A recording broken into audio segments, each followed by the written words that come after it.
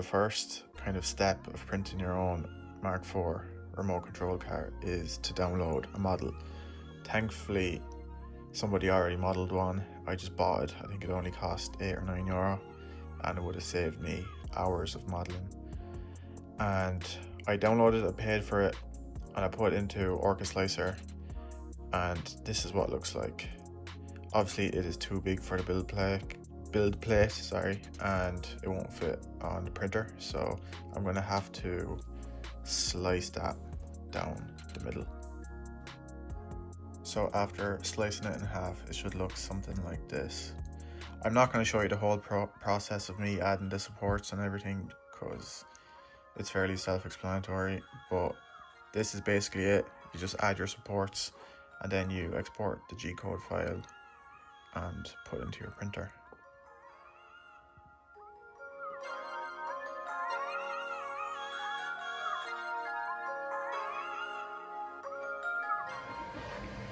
So here's just a Mark IV RC body being printed. You can see the supports. There's still another 3 hours 40 left. And I did prop up the RC chassis that I'm going to put onto it, and there is going to be slight modification needed. Trimming up the chassis and the drive shafts and some of the gears as well, but we'll worry about it when we get there. Right now I'm just excited to see how this comes out. So far it's looking really nice. Obviously it's going to look nicer without the supports, but I had to print it in 2 halves because my printer is just not big enough. So I'm going to print this, and then I'm going to print kind of the rear half of the Golf, and then glue them together, or plastic weld, either or. So this is actually the car that is going to be used as a donor for the Mark IV body.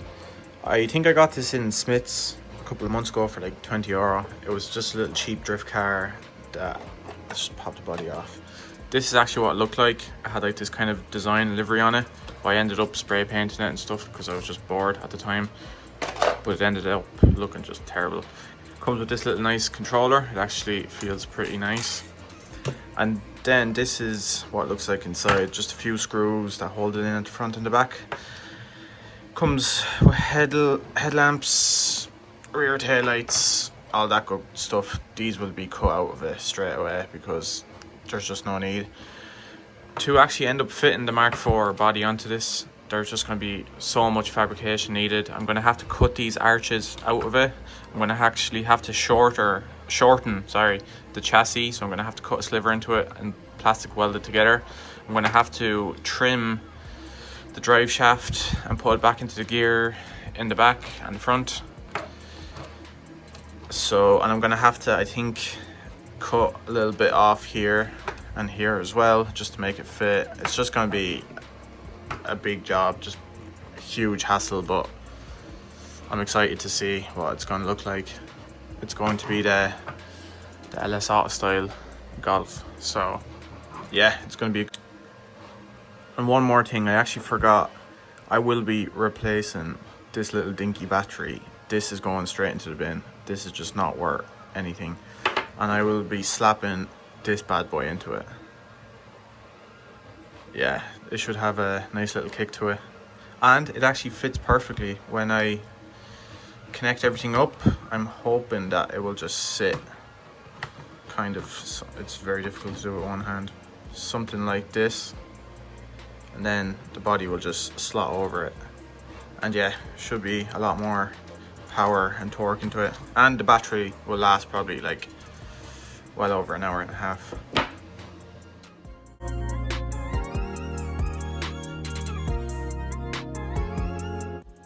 So this is actually the second part of the Golf, the rear, obviously with the 3 supports. I hate the way the back came out with the grain. I'm gonna have to get that sanded out, but at least the roof looks good, and I fit it to proportion so it actually fits on the chassis as well. So all I have to do now is take off the supports and see how everything fits, and plastic weld and glue everything together. So yeah, let's do that right now. So this is what the two pieces actually ended up looking like. I took off all the supports and there was just a lot of them. One thing that I think I should have done a bit differently is maybe play around with the thickness and the infill settings of the printer, because this is really thin and I'm afraid that it's going to snap if it hits into anything really. But I 3D printed these little drift wheels as well, but they don't really work, so I'm going to take these off, put the original ones back on. But this is more or less what the car is going to look like, obviously with a few minor adjustments. I'm going to have to plastic weld these two pieces together from the inside and possibly from the outside, and then sand it, but I'm not too sure because of how thin everything is, so might just have to weld it from the inside and then obviously spray paint it and make it look proper felt spec. But yeah, no, I think it looks absolutely class.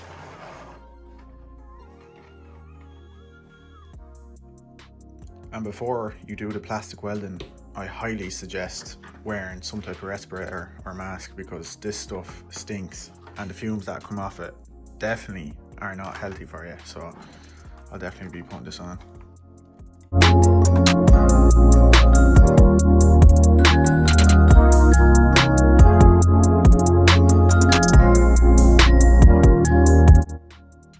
Right, so now the Mark IV body is in one big piece.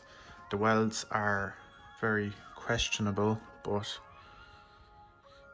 they hold, so I didn't do too great of a job. Like, this side is fine, looks good, but then the roof is slightly mismatched and there's a slight bit of a lip here. But look, it's my first time welding or even making an RC car, so you know what, I'm happy with that. So now all we have to do is try and mount this onto that and then that onto that. So let's see how that goes. That little plastic chassis with the headlights, I ended up kind of eyeballing it and trimming it while this was still printing, and I actually got it almost bang on. For the axles, like that is just bang on. All I have to do is just glue that together and I'll be able to stick it on that and drive it around and see. But yeah, I'm going to paint it afterwards obviously, so I'm going to take it off and mask up everything and paint it. But yeah, so far that is looking absolutely class. I don't know, should I print an interior for it or not really? We'll see. I'm actually having a small bit of an issue actually putting the body onto the chassis, because as you can see, she is absolutely decked, which looks cool because, you know, felt spec, but it can't actually drive. So I'm gonna have to try and do something with that. Either glue the body a little bit higher, but then see when I lift it a bit higher, then the front looks bad. So I don't really know what to do, but I'm just gonna try and glue this body onto that plastic chassis and then worry about the rest of it. But so far she is looking absolutely mint. If it's gonna focus, there we go. That looks absolutely class.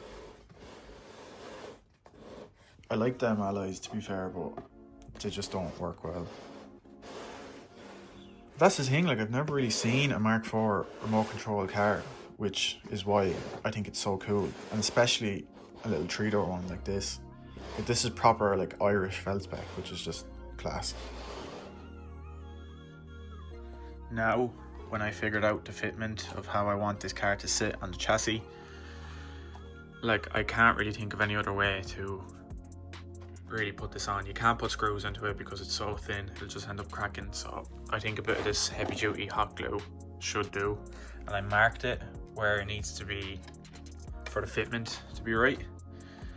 So I'm going to give that a shot, and then I'm going to try and put the car onto the body and give it a little test drive to see if anything is rubbing, because if there's something rubbing, I am in deep shit because everything's already glued. So I'm gonna have to try and cut all the glue and do it all over again, so hopefully I get it right the first time. So after gluing the shell onto the body and then the body onto the chassis, this is the finished product. Well, not really, there's still a few bits to be done, like paint and windows and stuff, but a little few things like the wing mirrors that I snapped off during printing. And then there's a few things I'm not too happy, like this side here. It just didn't line up right, and then I welded it wrong. It just looks dirt, but maybe I'll be able to smoothen it out with the soldering iron and then maybe sand it down and paint it. Maybe it won't be that visible, hopefully. But I think it looks absolutely class. Like, it's absolutely decked at the back and the front, proper felt spec. And I hooked up the front headlights and the rear taillights as well, so they work. You can't really see them too much, but I will sand that down a little bit so they're more visible. And when I originally put the shell onto the body, it was really high at the back, so it was almost like that. But I realized I didn't put in the screws at the back, and as soon as I put them in, it just decked the car. So it has no suspension at all, like half the Golfs. But yeah, I'm really happy with the way it came out. All I have to do now is sand it. Obviously I don't like the back of this, the texture of it looks dirt, but look, not bad for my first ever attempt of making an RC car. So I'm going to sand it, prime it, and then paint it. I'm not sure what colour to paint it just yet. Probably just silver, like LS Auto style, but it might be jazz blue or might be red either. I'm not too sure. I do like them as well. And then I'm going to have tinted black windows, and the sunroof is going to be black as well. And then I'm going to have little LS Auto style, like kind of front windshield banner as well. So I am absolutely well happy with that. It looks class. And I might print some new alloys as well, so maybe some RS6s or something. But yeah, that is pretty much the finished product. If you'd like to make your own Mark IV GT TDI or GTI remote control car, I will leave a link down below to the 3D model of the shell that I used. It's not too difficult to make.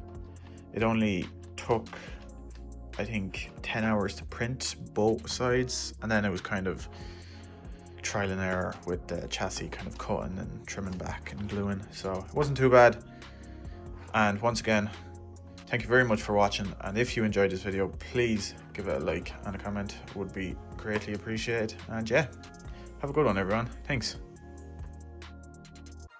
I'll just show you a quick little video of how it actually drives, and maybe a little small drift as well, but I don't have a lot of space in my room, so maybe not.